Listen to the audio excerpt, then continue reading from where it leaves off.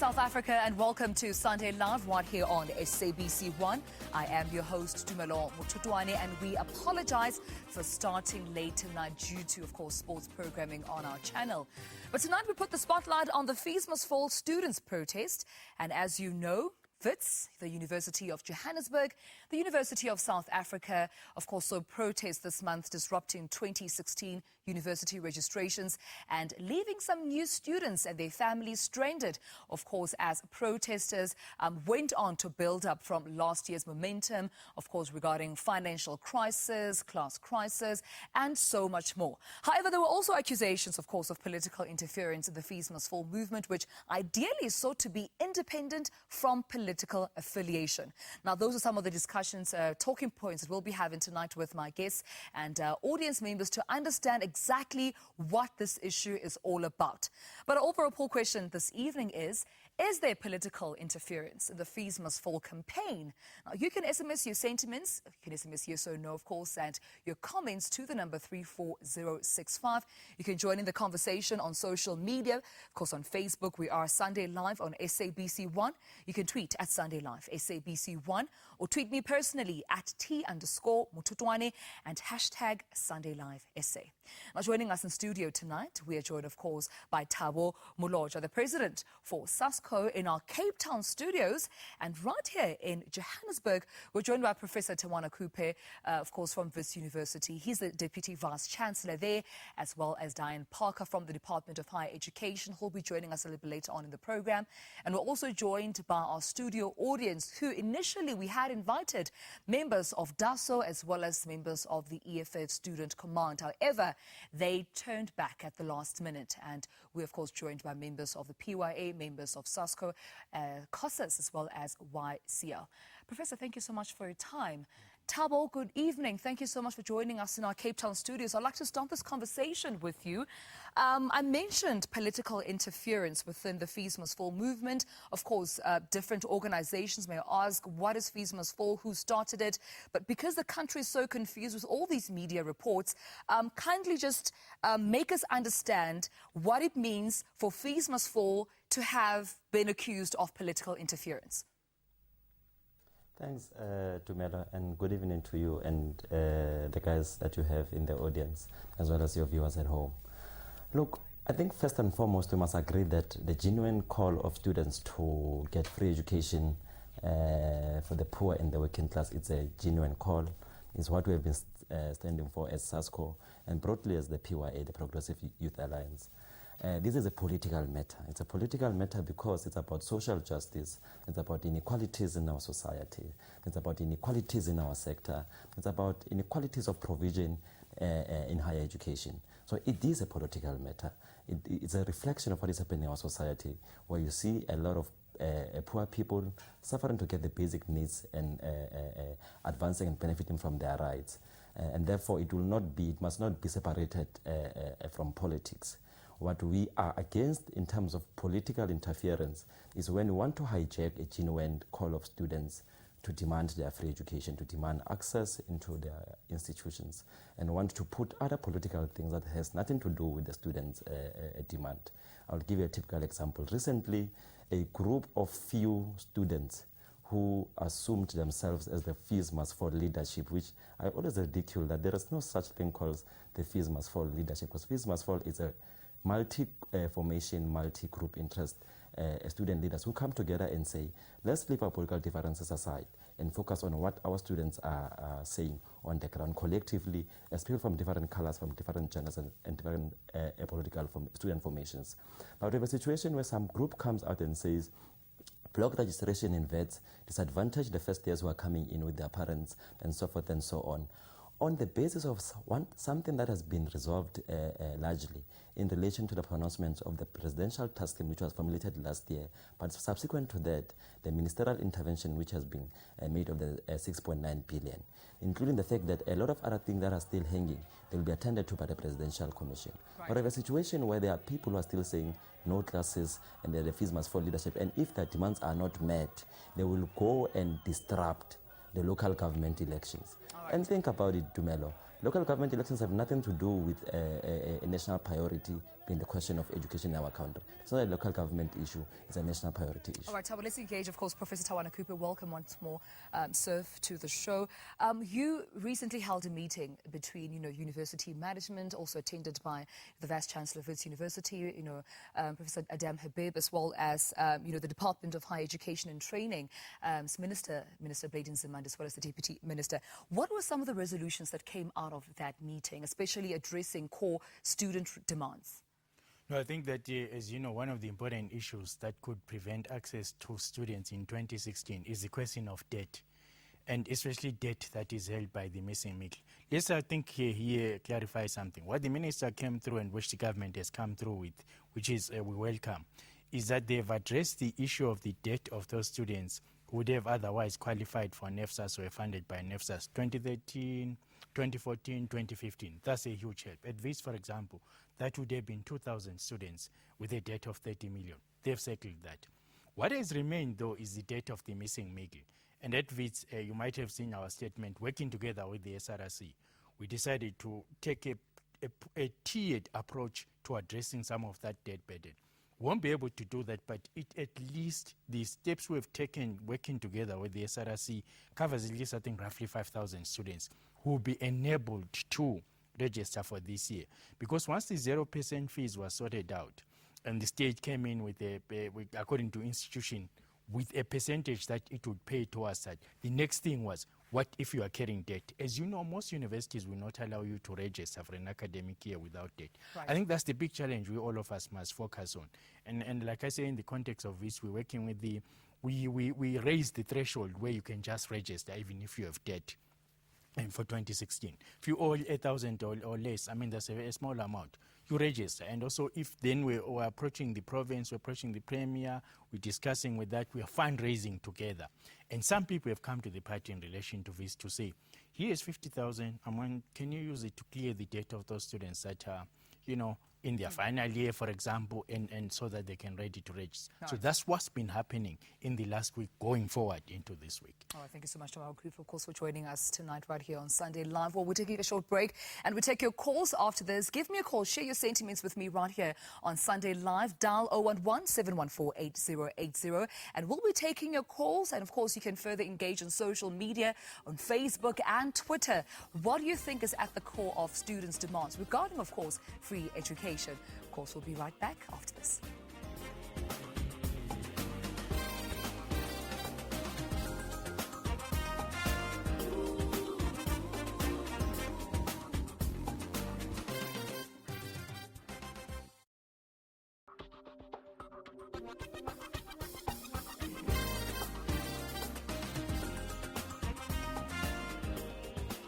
Welcome back to Sunday Live right here on SABC 1. We are talking about the Fees Must Fall protest. Of course, last year they took center stage of all headlines in the country.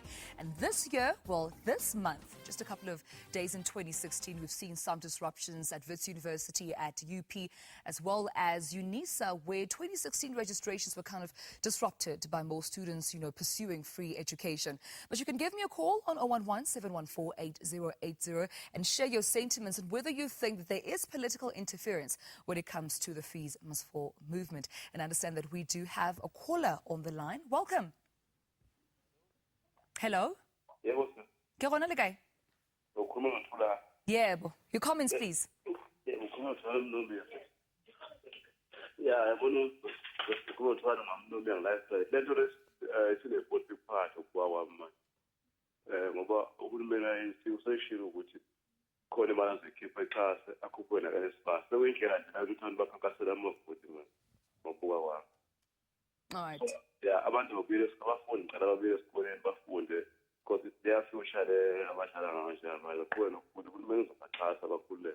Well, initiation of this yena kuzoba khona iponti yamahhala kodwa ngebethi kulinda kancane bona beqhubeke befundi uzobaxhasa uhulumeni ngoba-station. All right. Thank you so much for that comment. We have another caller on the line. Welcome to Sunday Live. Hello. Hi. Please switch off your TV, turn down your volume, and give me your comments, please. Hello. I'm Lou Vombengu. Welcome. Your comments, please. I'm phoning from Port Elizabeth, a former member, soldier from Mkondo Wesizwe. We fought for these things it was mentioned that people there who are gathered there in Klapklad 1955, they wanted a free education for all. But it surprised me, the government of today, of the ANC, need the students to toil for it. I was in exile fighting for the free education. But what is the problem now? The ANC is interfering on these land worker things of the students. Thank you. So they shouldn't interfere, that's what you're saying? Yes. All right. Thank you so much, sir. Well, Diane, welcome to Sunday Live. Now, we're talking, of course, about, the fees must fall. Take me through some of the resolutions that came or agreed on by the Department of Education, Higher Education and Training, rather, as well as, university management, specifically when it came to NSFAS and funding, please. Look, after the Presidential Task Team report was finalised and the funding, the 6.9 billion that has been talked about so much, has come through, there was an acknowledgement of what government had brought to solve the situation in terms of particularly poor students, which has always actually been the focus of the work of government in terms of ensuring higher education access. And in fact, also the Freedom Charter, it was also about how we were able to support poorer students into higher education. At the meeting with the Vice-Chancellors, it was agreed that we needed to look at a process around ensuring that all NSFAS qualifying students could register effectively, that we would support students to register, that individual institutions would work with other students who were also finding it hard to find funding to get into higher education, to work out payment plans so that they could manage that. Right. In principle, the issue of fees isn't resolved. We still do have fees in higher education, and if we don't have fees being paid, it will mean that the institutions won't be stabilized this year. So it is important that we understand that generally in the country, that fees are a feature of higher education. Yet we have to ensure that all financially needy students are effectively supported and not denied access due to financial means. All right, now we do have audience members joining us tonight. Welcome to Sunday Live. I'm sure you've been waiting for this moment, so you can share your comments. But I have to be honest with you, audience members, that we have seen on social media, a lot of confusion, specifically accusations targeted at the PYA. I'll make Wits as an example where, there was an ANC capture, there was a PYA capture, there were, talks about secret meetings and certain political parties busting in on those meetings. And also an ideal independent fees must fall movement. We need clarity. What is going on? Can anyone just, give us just comments on that? Yes, please. If the mic is with you, please. Can we have the mic there, please? It's on? It's on. Yes. Thank you. I think that we must be able to put it explicitly that this thing called fees must fall is just people who seek media attention and so on and so forth.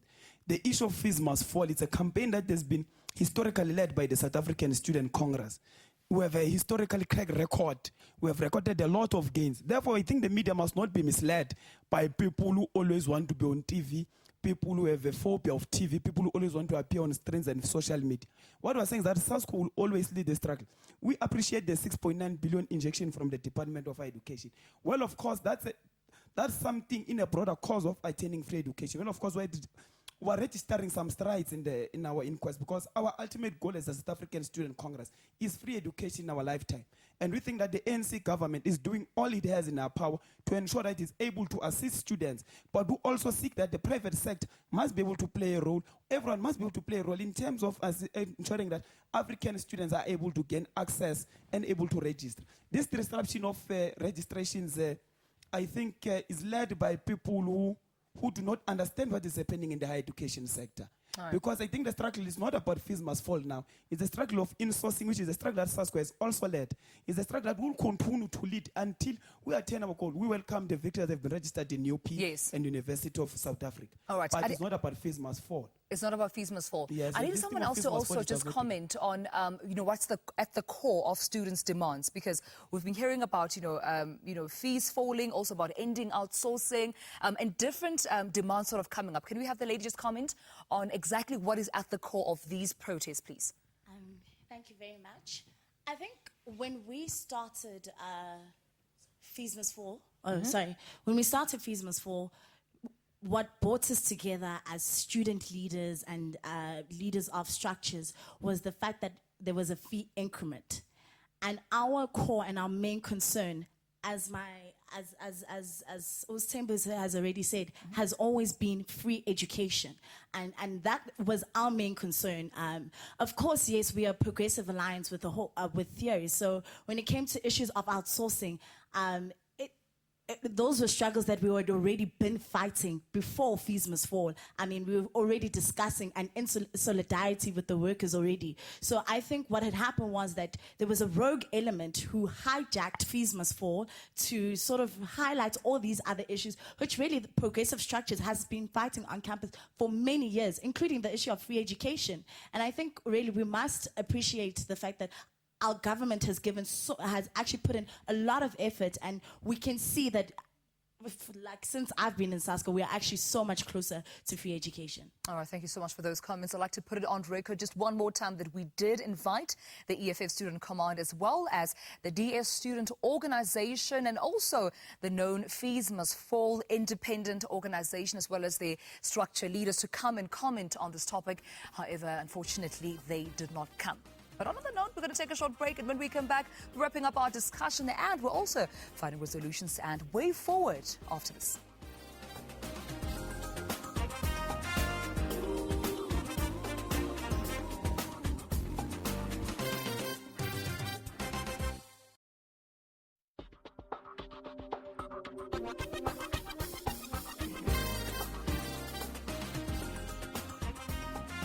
Back to Sunday Live. We're almost at the end of our program, but thank you so much for engaging with us on our topic for tonight.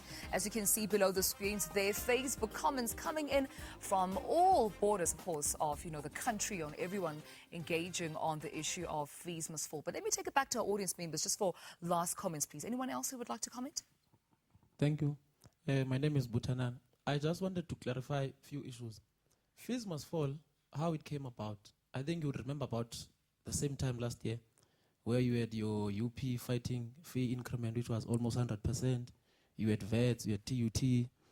So I think the issue that we must thank this Mandela generation for conceptualizing to it to fees must fall, which was an addressing of the immediate issue, which was the increments at the time.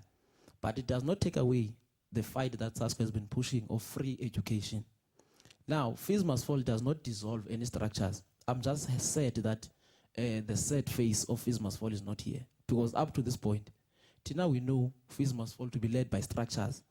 Now we are shocked when there are people who are claiming to be coordinating and leading fees must fall. So it's news to you? It's very new to all of us, I would want to believe. Okay, can we have somebody else just comment briefly, please? Briefly, please. Thank you very much. My name is Ashley Mabas. The matter of the fees must fall, and the first objective of fees must fall was the abolition of fees in all tuition, in all the institution of higher learning. But the instance of it, we saw the people who want to drive the fees must fall to their own agendas. For example, when we were in the union building and Litula House, we've seen some comrade, leadership of PY was there as the initial formation formed the fees must fall. We saw some comrade, one of example was Andile Mkitama, coming there and agitating the student toward going to union building, inside the union building, and to occupy.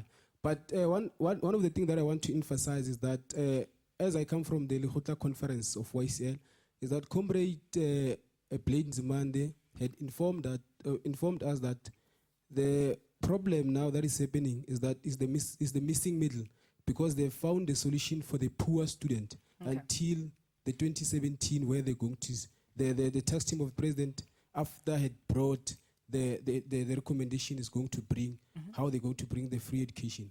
But now the focus is how we make sure that the poor and the child of the working class is accessing this institution of higher learning. All right. Thank you so much. Last comment, please, briefly. Very briefly, please. My name is Sandamgati. In terms of the way forward, we had crunched the numbers. We would need 71 billion additional to the system if we were to accommodate, let's say, on conservative numbers, 800,000 students that are undergraduates. So we are going to deal with the issue of poor ones, but let's just say on a broad term, we accommodate 800,000. We'll need additional 71 billion. 71 billion. Now, it's very clear. We understand our current economic conditions. We know that the economy is growing slow due to the slow demand of commodities in China. But still, within this current fiscal, we can achieve to fund free education. All right, thank you so much. All right, thank you so much. Unfortunately, due to time, I have to cut you off there. Thabo, you're still in Cape Town with us. Briefly, your closing comments, please. My closing comments to me is, look, I'm not shocked, number one, that the EFF guys and the DASO guys run away from debates, run away from engaging conversations. But I will not be surprised if they're outside in the press conference of some sort where really there will not be interactions with the facts and reality. What is happening is we must allow the Presidential Commission to resolve the question of the missing middle. It must be tested in 2017 and fully implemented to cover all. And this also must deal with the question of ensuring that the missing middle debt is cleared through the Presidential Commission. We must now get free education for the poor and the working class correctly as we want it. We don't want the loan. We want free education in our lifetime. And we need to deal with these things in the Presidential Commission as we make our individual and organizational representation to that commission. It must be given the necessary time. We agreed to it last year. We can't change this year and stop registration and want to be chaotic and not start with the academic year. All of us must go back to campuses. Our institutions at least have come on board to say they will assist students and ensure that no one is excluded because of financial reasons. They will open their gates and people will be in. Thank you so much, Thabo. Diane, very briefly, please, your closing comments. I think it's very important that we do have students go back to register. This year, as Thabo had indicated, the Presidential Commission is on its way. The Presidential Commission has been given 8 months to look into the issue of free education, higher education, and to come up with its recommendations to the President. And then 2 months after that, they must provide the actual report. So we're looking at a 10-month timeline for them to come up with their recommendations. That means that we can't be looking at any other aspect except what is the stability of the system at the moment. And we have to keep our institutions stable. It's important that they run effectively, that we don't deny the right of higher education to all, and that we ensure that the constitutional principles of access and availability to higher education are upheld. Well, thank you so much, Diane. We asked you the question at home. Do you think there is political interference within the Fees Must Fall protest that we've seen in the country? Well, 80% of our voters voted no and 20% voted yes. We'd like to thank all my guests. Thabo, thank you so much from our Cape Town studios. Thank you so much to Professor Tawana Cooper also for joining us. Thank you so much, Diane Parker, for joining us. And thanks to you, our audience members, for coming to the show. And I'm hoping that next time we extend an invitation, of course, to all our guests who may honor it, and so we can hear your side of the story. But on that note, we're going to say goodbye. Thank you so much for joining us right here on SABC 1. I'm Tumelo Mototwane. Until next week, Sunday, it's a good night.